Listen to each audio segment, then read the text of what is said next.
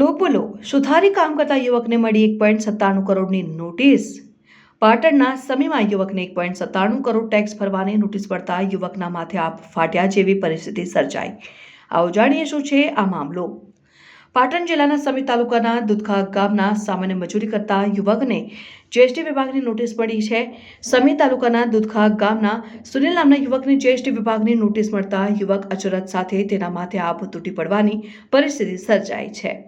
સુનિલ સતવારા નામના યુવકને જીએસટી વિભાગ દ્વારા 1.97 કરોડનો ટેક્સ ભરવા આપી નોટિસ મળતા યુવકના હોશ ઉડી જતા જોવા મળ્યા હતા. અજાણ્યા વ્યક્તિઓ દ્વારા સુનિલના નામના ખોટા દસ્તાવેજ બનાવી કરી છેતરપિંડી કરી હોવાનું સામે આવ્યું છે. સુનિલ સતવારા નામના યુવકના નામે અલગ અલગ રાજ્યોના 11થી વધુ પેઢીઓના નામે કરોડોનું ટર્નઓવર થયું છે, જેને લઈને ખુદ યુવક ચોંકી ગયો છે. સામાન્ય સુથારી કામ કરી ગુજરાન ચલાવતા પરિવારને નોટિસ મળતા પરિવાર ચિંતિત બન્યું છે. યુવકને જીએસટી વિભાગ દ્વારા નોટિસ મળતા ગૃહ વિભાગ અને ક્રાઇમ બ્રાન્ચમાં લેખિત રજૂઆત કરવામાં આવી છે.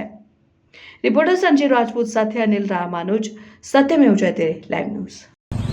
હવે અમારે ભત્રીજો સુનિલ કુમાર બચુભાઈ સતવારા છે અને એની સાથે કંઈક છેતરપિંડી થઈ છે અને અમે જોયું તો કર્ણાટકના બેંગ્લોરથી કંઈક નોટિસ આવી છે 1,96,00,000 રૂપિયાનો ટેક્સ ભરવાની. હવે આવડી મોટી નોટિસ આવી એટલે અમે જોયું ને વકીલની સલાહ લીધી કે ભાઈ આ શું છે અમારા માટે. હવે અમે તો નાના માણસો મજૂરી કરીને જીવનારા છીએ અને અમારા સુનિલ છે એ સુધારી કામ કરીને જીવન જીવે અમદાવાદમાં. હવે એની સાથે કોઈ કાગળોની પેલી કરી અને કોઈએ બનાવટ કરી અને ફ્રોડ કરી અને બનાવટી કાગળો બનાવીને જુદી જુદી કંપનીઓ બનાવેલી છે કંઈક અને 11 જેટલી કંપનીઓ કંઈક કાર્યરત બોલે છે અને અલગ અલગ સ્ટેટમાં મણિપુર, મહારાષ્ટ્રમાં છે, કંઈક ઉત્તર પ્રદેશમાં છે, તમિલનાડુમાં છે, ત્રિપુરામાં કંઈક આવે છે સરનામું. એટલે આવી બધી જુદી જુદી 11 કંપનીઓના કંઈક લેખ આવે છે, ઉલ્લેખ આવે છે અને કંઈક 100 કરોડ જેવું ટર્નઓવર હોય એવું વકીલના કહેવા મુજબ અમને જાણવા મળ્યું. એટલે આટલું બધું તો અમે તો હવે મજૂરિયા માણસો હવે આવું કંઈ અને અંગ્રેજીમાં નોટિસ એટલે અમે બહુ સમજી પણ ના શકીએ. એટલે અમે તરત જ વકીલનો સંપર્ક કર્યો અને વકીલે તરત કીધું કે ભાઈ તમે ગૃહ વિભાગમાં જાણ કરો જલ્દી.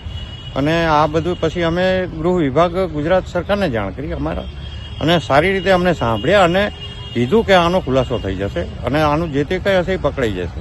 અને પછી ત્યાંથી સાયબર ક્રાઇમમાં ગયા તો ક્રાઇમમાં મેડમે અમને બહુ સાંભળે, અમારી અરજી પણ લીધી અને યોગ્ય પગલાં ઘટતા કરી આપશે.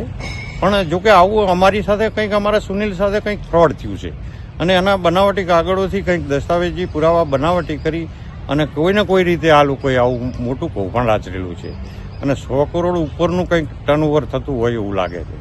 આવું જાણવામાં અમને આવ્યું એટલે અમે તરત જ કાયદાકીય રીતે જાણ કરી દીધી અને અમે તો ગામડાના માણસો, ગરીબ માણસો, હવે અમે મજૂરી કરીને જીવીએ ને આવું તો કાંઈ અમારા અને બીજા કોઈના જોડે આવું થાય કે અમારા જોડે આવું થયું બીજા કોઈના જોડે થાય તો એ મુસીબત થઈ જાય એમ દરેક માટે.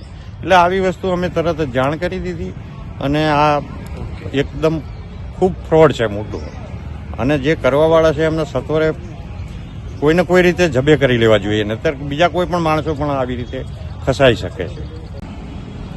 મારું નામ સતવરા શંકુમાર બચુભાઈ છે, તાલુકો સમી છે, ગામ મારું દુધખા છે. મારે ગામડે એક ટપાલથી મારે નોટિસ આવી છે બેંગ્લોરથી.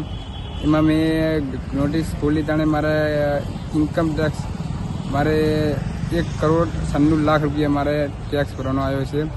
ઓકે, મારા ખોટા પુરાવા કરીને મારા નામે 11 પેઢી ચાલુ કરી છે.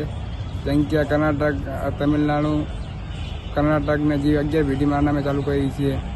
એમાં અમે વકીલની સલાહ લીધી. વકીલે અલગ અલગ કાગળ અમને કાઢી આપ્યા. જેમ કે હાલ મારા નામ ઉપર 100 કરોડનું કૂપન ઉડેલું છે.